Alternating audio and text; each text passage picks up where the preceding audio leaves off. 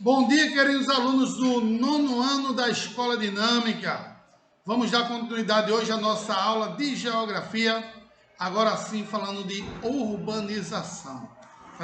O processo de urbanização é um processo que se deu logo após o período de Revolução Industrial, que ocorreu na Inglaterra na segunda metade do século XVIII e, consequentemente, perdurou até os dias atuais, justamente com o auxílio do processo de desenvolvimento industrial, auxiliado principalmente ao capitalismo.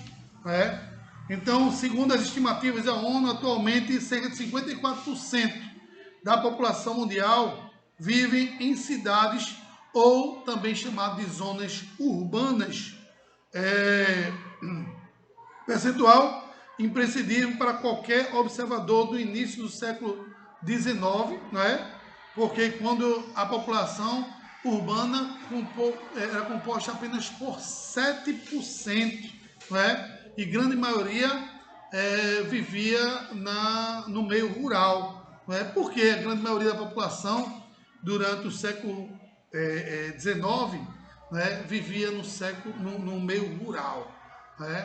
Justamente por conta da questão da relação direta que o ser humano tinha naquela época com o campo, já que não se tinha uma mão de obra especializada, e aí eles não queriam arriscar a vida em busca de melhores condições econômicas no meio urbano e preferiam ficar no meio rural, porque do próprio solo ali eles tiravam o seu próprio sustento, que consequentemente eles sobreviviam dali, plantavam e colhiam, consumiam do que plantavam e do que colhiam, e o que sobrava, o excedente, eles vendiam em feiras livres para acumular também um certo capital e, consequentemente, a partir daí, comprar gêneros de primeira necessidade com relação a outros alimentos que eles não cultivavam e também vestuários e medicamentos. E assim sobreviver no meio rural, sem depender principalmente do setor secundário e do setor terciário.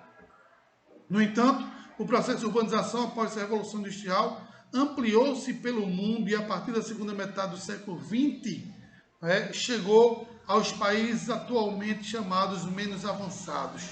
De uma forma progressiva, a população urbana, que em 1800 era de apenas 2,4%, atingiu em 2008 cerca de 50%, segundo os dados da ONU.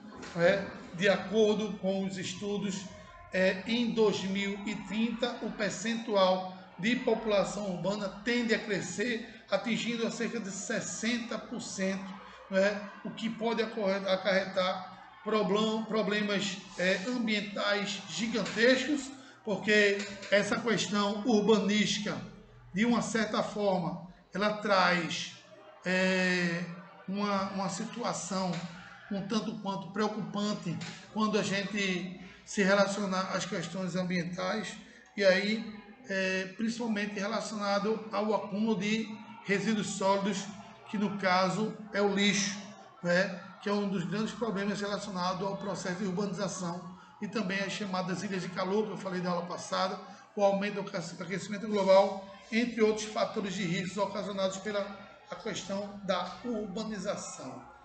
Infelizmente, é uma realidade, a urbanização também é responsável pela retirada da cobertura vegetal nativa de algumas regiões.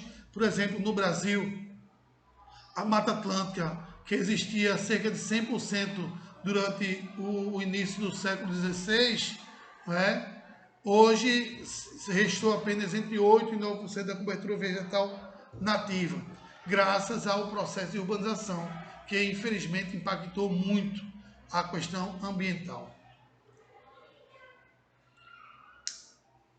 Diversidade na urbanização.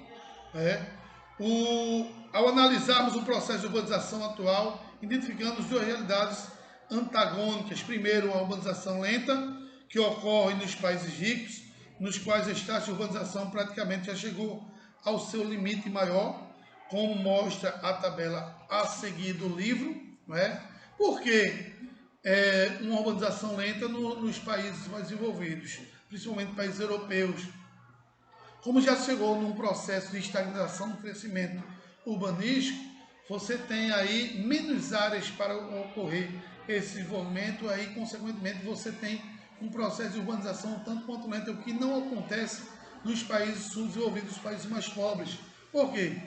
Que geralmente são países maiores economicamente e geograficamente falando, o que tem um espaço maior para ocorrer o processo de urbanização. Aqui no Recife, por exemplo, nós temos as chamadas regiões metropolitanas que há 30, 40 anos atrás correspondia apenas à área de Recife, Olinda, Paulista e Jaboatão. Hoje a região metropolitana de Recife já se estendeu muito e alguns estudos já dizem que a região metropolitana já se estende até o município de Carpina, ou seja, passando por Camaragibe, São Lourenço, Paudalho até chegar em Carpina.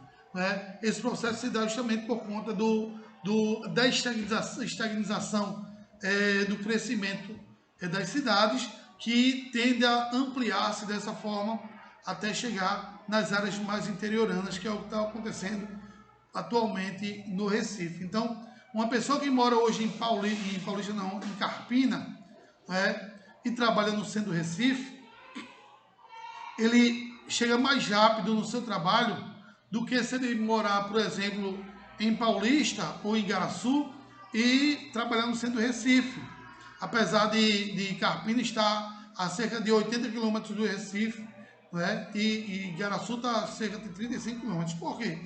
Justamente por conta da questão da mobilidade, né? Que é um dos grandes problemas hoje causados pelo processo de urbanização. A mobilidade que eu tenho a BR-408 que vem de Carpina até chegar no Recife, né? Você vem numa via única, duplicada, né?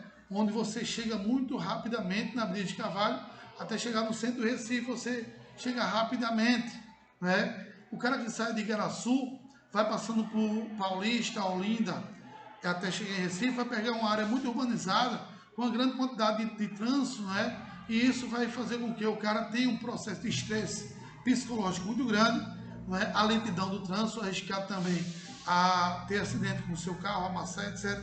Então, tudo isso causa fatores de ordem negativa por conta de um mau planejamento urbanístico que, consequentemente, acaba acarretando esses fatores aí de ordem negativa. Segundo a previsão, para que esses países de um crescimento máximo de urbanização de 14% nos próximos 10 anos, o que fará a população que vive em cidades passar de 900 milhões para 1 bilhão de habitantes. Nos países desenvolvidos, a urbanização é de natureza terciária, ou seja, vivem do comércio, serviço e turismo, o que não ocorre nos países subdesenvolvidos, que é de origem secundária, a partir das indústrias. Grande parte da população rural ocupa em atividades primárias, tem deslocado para as zonas urbanas, onde praticam as atividades terciárias no setor informal de economia.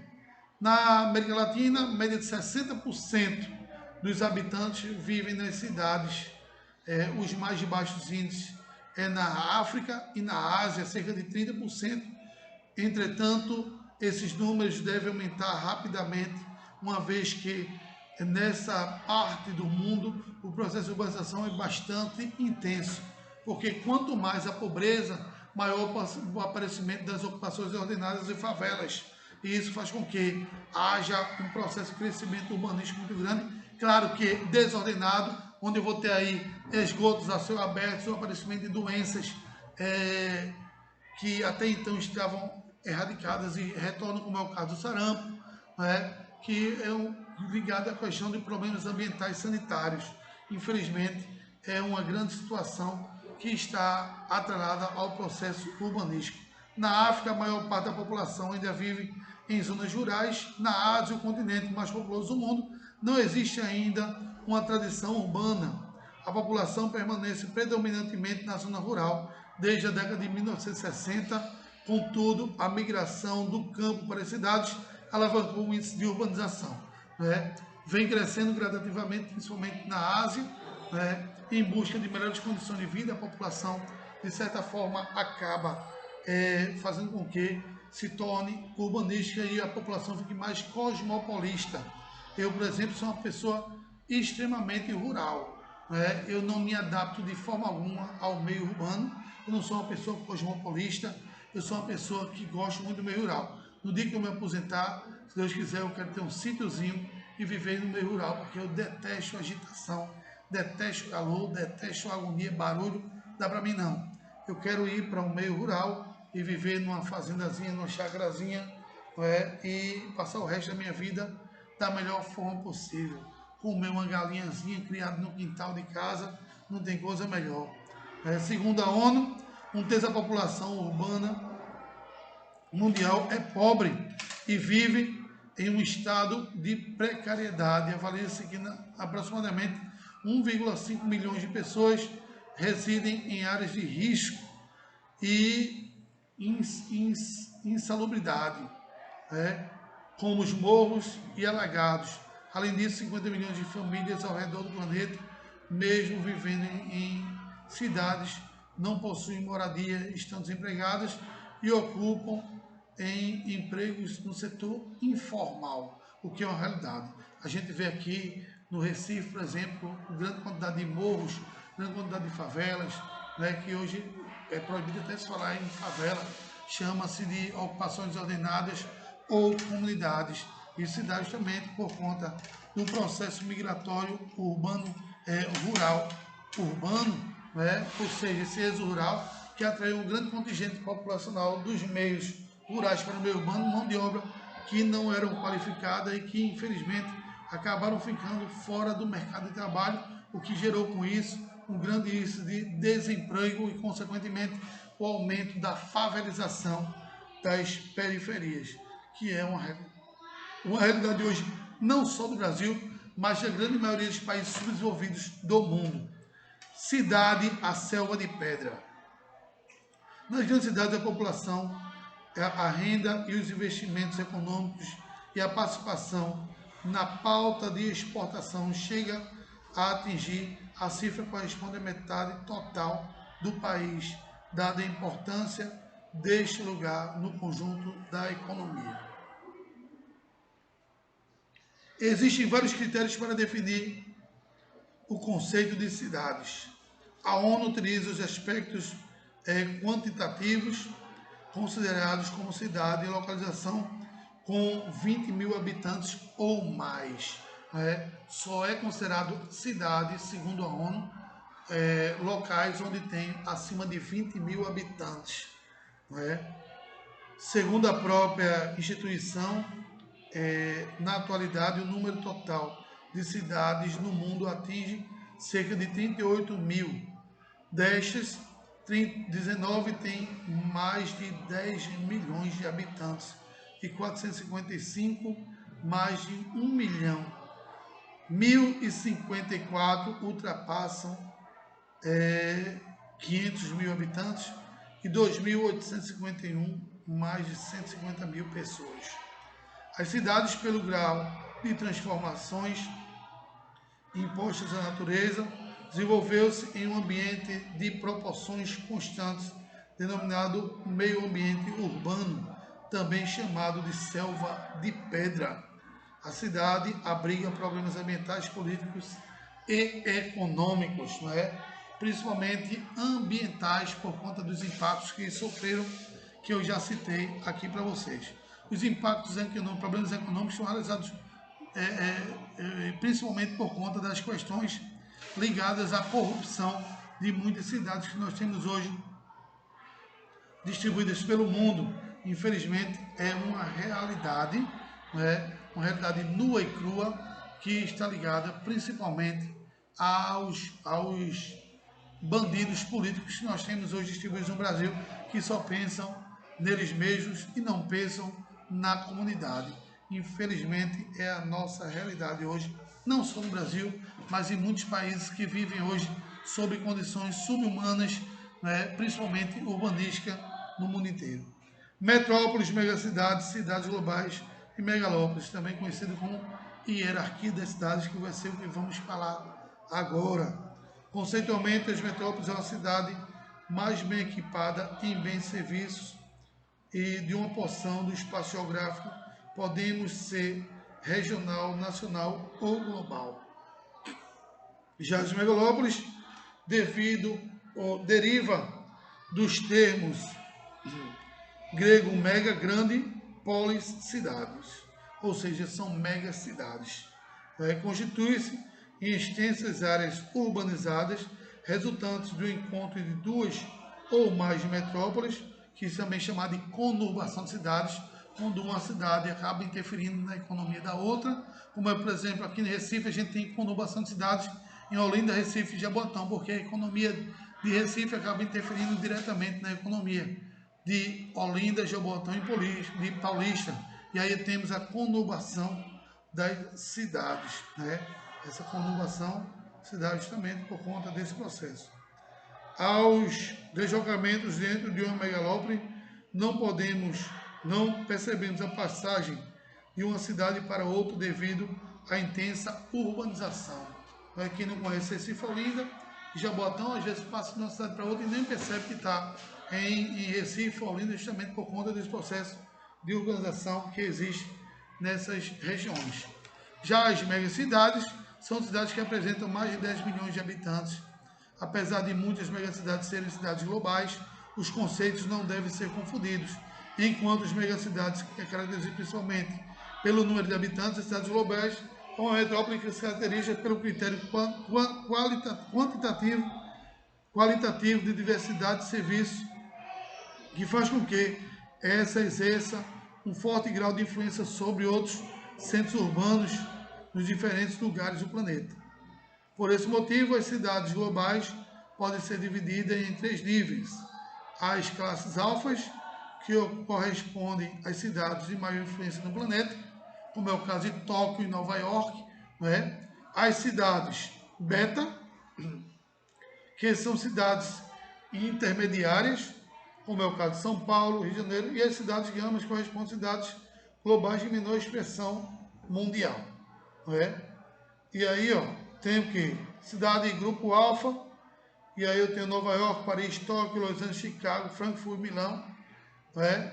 Grupo beta, aí eu tenho São Francisco, Sydney, São Paulo, Cidade do México, Madrid. E gama, aí eu vou ter o quê? Pequim, Boston, Washington, Munique, Caracas, Roma, Berlim, Amsterdã, Miami, Buenos Aires.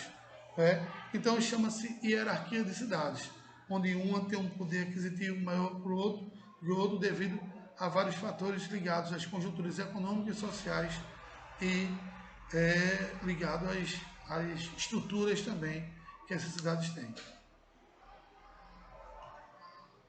Olhando a evolução das megacidades no mapa e também um gráfico, podemos ver como, a princípio, elas concentravam no mundo desenvolvido. Agora, cada vez mais, vão se espalhando por países da África e da Ásia. As cidades que vão ganhando milhões de habitantes em poucos anos e, por isso, tem grande carência de infraestrutura urbana para atingir a toda essa população. E aí acaba gerando o aumento da violência, né? Porque grande parte dessa violência é gerada justamente por conta da falta de estrutura das cidades que não estão apropriadas para receber tanta gente no mercado de trabalho. E dessa forma acaba gerando o aumento da violência, porque o cara fica desempregado, vai em busca de emprego para colocar comida em casa, que deixa o menino e a mulher chorando em casa, né? E volta no final do dia, está todo mundo com fome, chorando, e aí ele parte para o extremo, vai roubar, matar, né? Que o aumento da violência é uma característica de uma evolução, de um crescimento desenfreado e desorganizado de uma cidade. Né? Os aglomerados urbanos, considerados cidades globais, possuem características semelhantes, uma infinidade de fluxos mundiais, como os de mercadorias, informações, moda, cultura, capital e de diversos outros serviços, diferem apenas da dimensão das áreas que influenciam. Esses fluxos são responsáveis pela criação de redes pelas quais decisões importantes são tomadas, influenciadas e as organizações das regiões de países onde estão localizados, podendo até acarretar o desdobramento e enfrentar da esfera global. As cidades globais delas, em sua importância, influenciam e imensidão de seus fluxos podem ditar comportamentos mundiais diferentes, modas, hábitos e costumes, além de padrões culturais, científicos e econômicos, que é o que ocorre hoje no mundo, né? A questão da globalização, né, dessas cidades globais, elas acabam, de certa forma, influenciando no dia a dia das pessoas, e as pessoas costumam adquirir costumes de influências de outras cidades, né? Por exemplo, aqui no Brasil ocorre muito isso, né? O Brasil é um país de estrutura continentais muito grandes e que eu tenho estados e regiões que, de certa forma, com o crescimento urbanístico de algumas cidades, essas cidades, as pessoas acabam adquirindo costumes de outras cidades, de maneira de falar e gestos também diferenciados, roupa, maneira de se vestir, que isso aí são influenciados justamente por conta desse crescimento global das cidades. Infelizmente, acaba provocando um processo de aculturação da população de algumas regiões.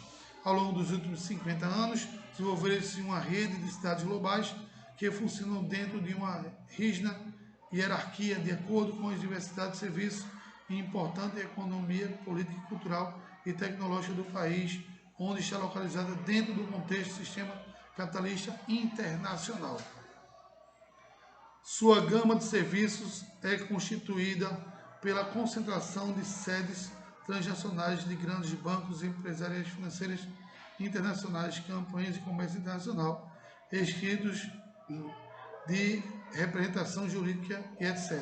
Dessa forma, a cidade global dispõe de atividades fundamentais como centro de pesquisa e tecnologias, bolsa de valores, como é o caso de São Paulo, por exemplo, que tem a Bovespa, né? Tem a Bolsa de Valores de Nova York e a Bolsa de Valores de Tóquio, por isso são consideradas cidades globais, né? Onde sua economia acaba, de certa forma, interferindo diretamente na economia de outras cidades circunvizinhas. Por exemplo, São Paulo, a economia, se houver uma queda na Bolsa de Valores de São Paulo, de certa forma vai afetar na economia do Brasil como um todo.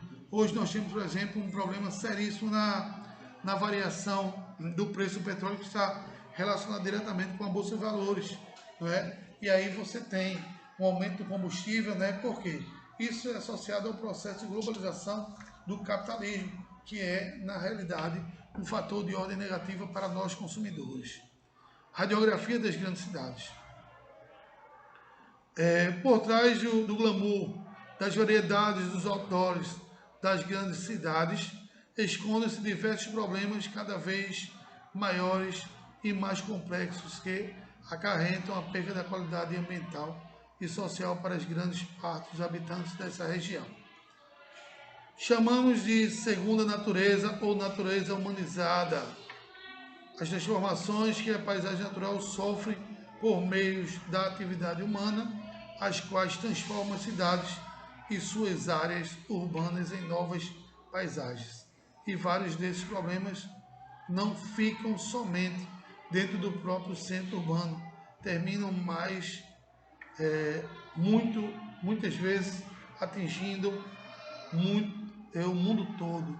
A exemplo desse feito temos o aquecimento global, a cidade como uma das maiores causadoras da liberação de gases do efeito estufa, que acabam por enfrentar outros passos geográficos, ocasionando problemas mundiais, como é o caso, por exemplo, do furo da camada de ozônio, que eu já falei em aulas passadas, que é ocasionado justamente pelo processo de urbanização, devido à liberação do CFC, que é o clorofluorcarboneto, que de certa forma acabou influenciando de forma negativa, furando a camada de ozônio, impedindo com que os raios ultravioletas fossem filtrados e ocasionando problemas de pele nas pessoas, e também a catarata que eu falei na aula passada para vocês.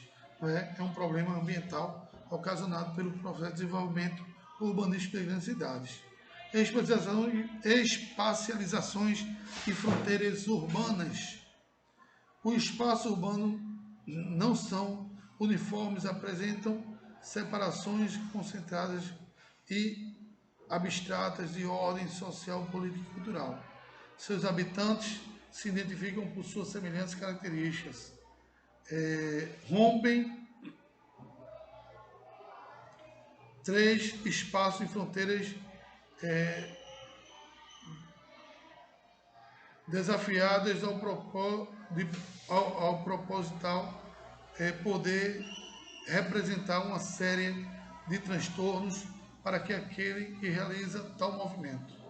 Nessa divisão, sem fronteiras concretas, são identificáveis ao espaço econômico, os distritos comerciais, industriais, portuários, etc. Além disso, existem os bairros étnicos como Chinatown, o Brooklyn, Bronx, Harlem e Nova York, além de também Nova Orleans, é um outro bairro que é um bairro étnico constituído basicamente por negros. Os imigrantes argelinos, marroquinos e turcos nas metrópoles da Europa Ocidental. Uma é a menor cidade do mundo, que está localizada no coração da Índia, ou da Índia não, da Istria, na Croácia. Com a população de pouco mais de 25 habitantes, a cidade inteira pode ser conhecida apenas com 45 minutos. Foi criada no século XI, era apenas um castelo medieval. Seu desenvolvimento urbano aconteceu nos limites dos muros. Hoje é considerada oficialmente uma cidade com apenas 25 habitantes, que é considerada a menor cidade do mundo. Temos também o Vaticano, que é o menor país do mundo. Ok? Aí, na próxima aula, a gente vai trabalhar com a globalização cultural e a política mundial. Né? Então, neste capítulo, a gente viu a questão ligada ao processo de urbanização, né? Os fatores positivos e negativos, a questão da hierarquia das cidades, onde eu tenho a cidade global, as cidades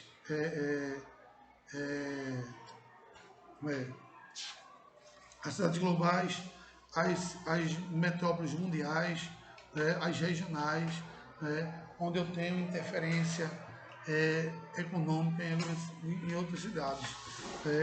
Eu tenho aqui o conceito de metrópole, né, que foi dado para vocês.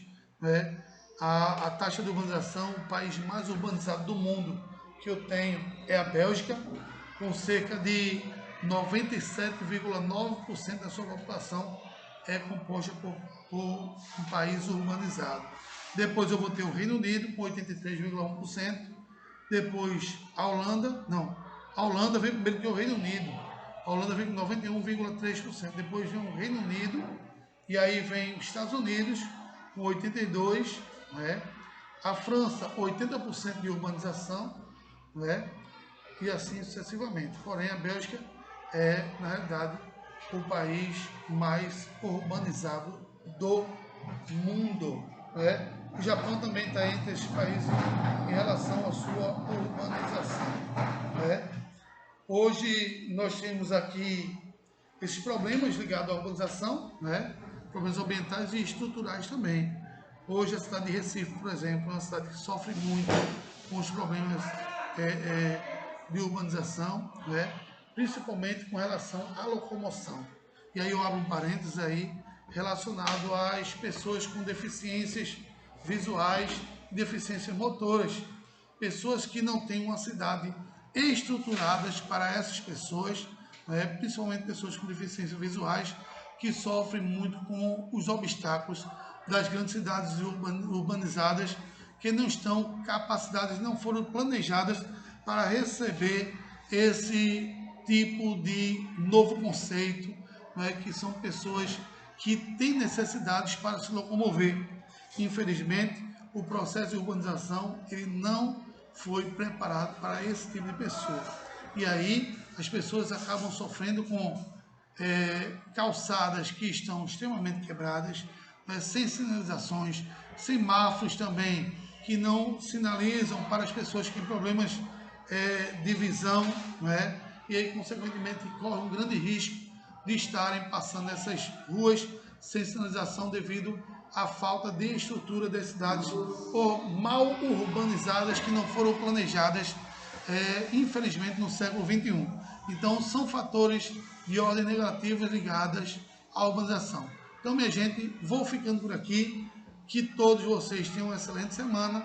Amanhã a gente volta, né, com a nossa aula presencial. Um abraço a todos e que Deus os abençoe.